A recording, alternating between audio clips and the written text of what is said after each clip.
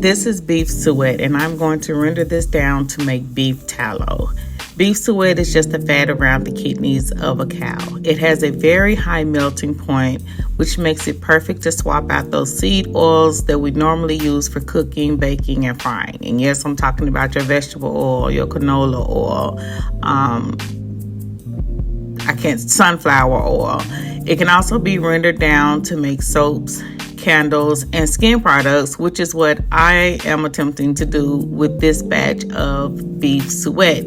I want to make a whipped body butter and a hand moisturizing cream out of it, or face moisturizing cream out of it. Now, while I'm chopping this up, let's talk about the benefits. It has A, D, E, and K, which promotes skin regeneration, healing, and protection. It is highly moisturizing due to the fact that it resembles the natural oils that we normally release.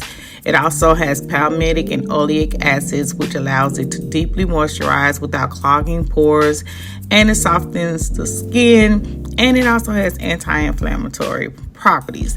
Now, this is my first time making tallow, and my first render is a wet render. I'm adding water and salt. The salt will just help draw out any impurities and separate it from the tallow. Now I'm going to let this render down slowly on very low heat, and it'll go from a cloudy to this beautiful translucent gold liquid. Next, we're going to take this and we're going to strain it through a cheesecloth. But hindsight, I should have strained out the bigger pieces in a colander before running it through the cheesecloth, but we got it done anyway. Now this went into the refrigerator, not the freezer, until it's solidified, and now I want to check the bottom of it to see what we have. And this is the aftermath of running it through the cheesecloth. The cheesecloth is just too porous and it let too much sediment come through.